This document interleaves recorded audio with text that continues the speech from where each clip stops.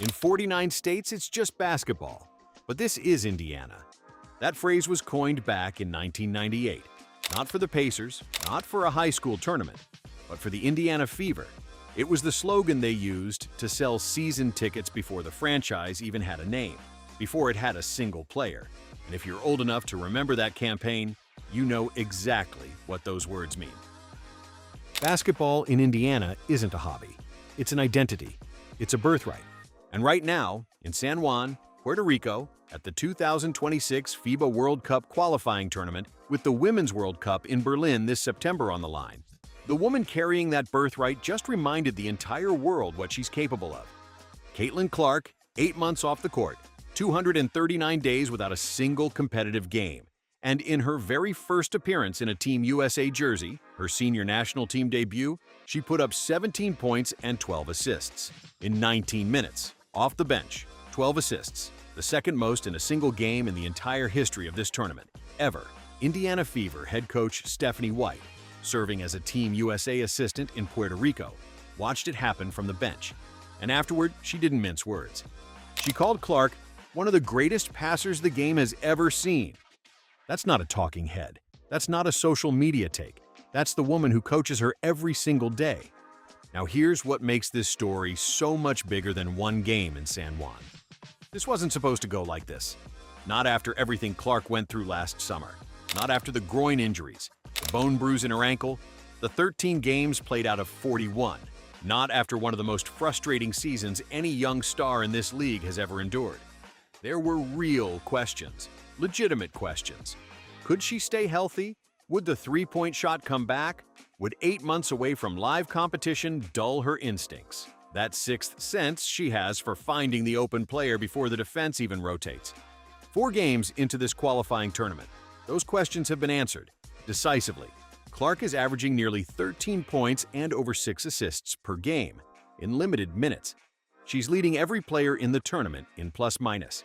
She just set a new record for most assists by a Team USA player in a single FIBA World Cup qualifying tournament, 25, breaking Chelsea Gray's previous mark of 22.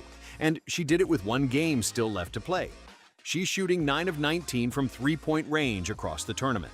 For a player who shot 27% from deep last season while fighting through injuries, that number tells you everything. The legs are back, the shot is back, Caitlin Clark is back. And here's where the picture really comes into focus. Game 1 against Senegal. Clark comes off the bench, and on her very first offensive possession in a USA uniform, she runs a pick and roll and threads a perfect pocket pass for an easy layup. Within 3 minutes, she already had 4 assists. She went on to knock down 4 three-pointers, finish with that 17-point, 12-assist double-double, and she did it all in 20 minutes of floor time.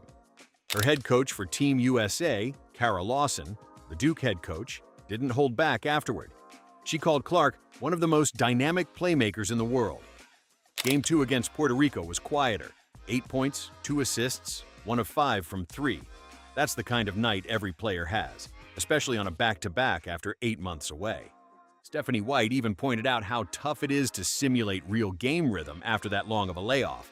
But here's what separates Clark from the conversation. She didn't spiral, she didn't press. She came right back in Game 3 against Italy and went 4 of 5 from the field with 12 points and 5 assists. Clean, efficient, in control. And then Game 4 against New Zealand, Clark got the start. Her first start for the senior national team, and she delivered. 14 points, 6 assists, 2 steals, shooting 55% from the field. She stole the ball on a New Zealand inbound to start the second half and turned it into a fast break layup.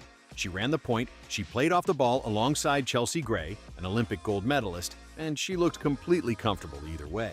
That's 4 games, 4 wins, 4 blowouts. Team USA hasn't been tested yet. They've won every game by at least 34 points. But that's not the story here. The story is that Caitlin Clark looks fully healthy and fully dominant. Now let's talk about what the Fever are looking at when Clark comes back for the 2026 WNBA season, because that's the real prize here. Puerto Rico is the appetizer. Indiana is the main course. Think about what happened last year. Clark never missed a game in 4 years at Iowa. Never missed a game during her Rookie of the Year campaign in 2024.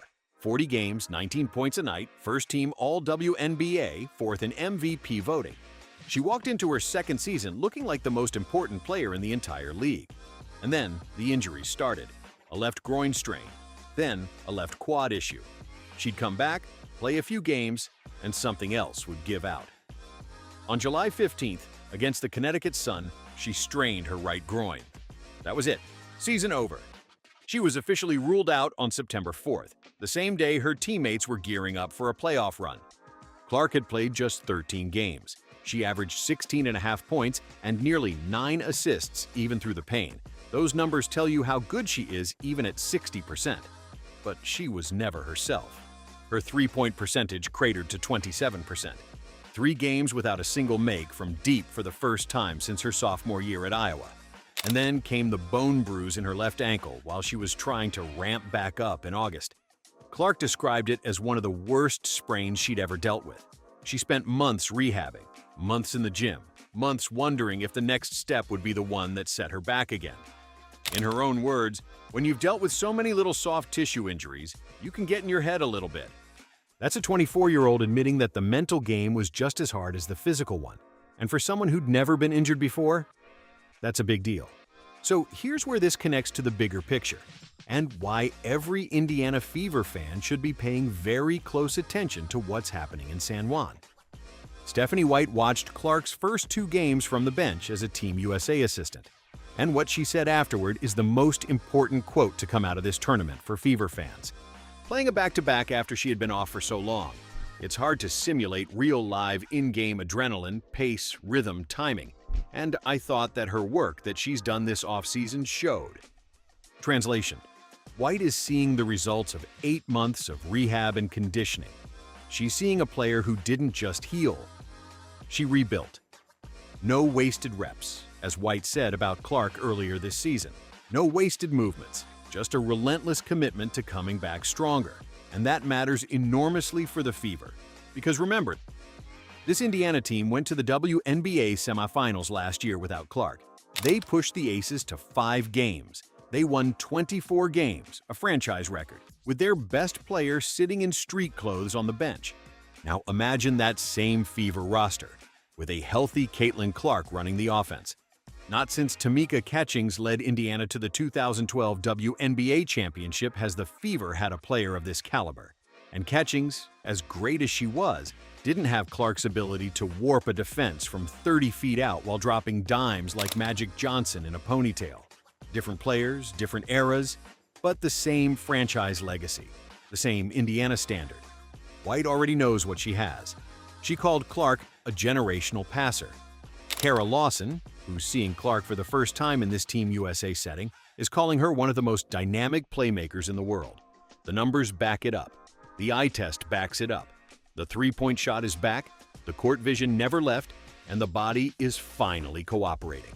And here's the thing, in a league where 4-time MVP A'ja Wilson sets the standard, where Wilson and Breanna Stewart were rested from this qualifying tournament because they have nothing left to prove, Caitlin Clark is making the case that she belongs in that conversation. Not someday, now. The 2026 WNBA season, assuming the CBA gets resolved and there is a season, could be the year Caitlin Clark puts it all together on the biggest stage.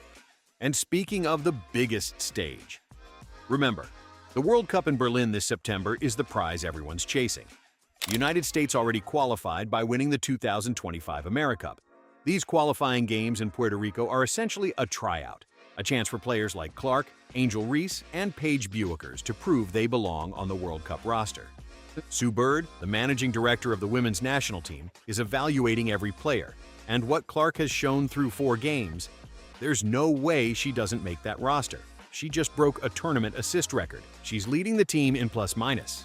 She's the engine that makes this offense go.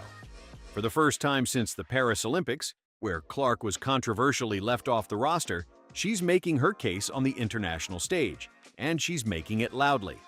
Team USA closes out the qualifying tournament against Spain on Tuesday, March 17th. 1 game left. One more chance for Clark to add to her record.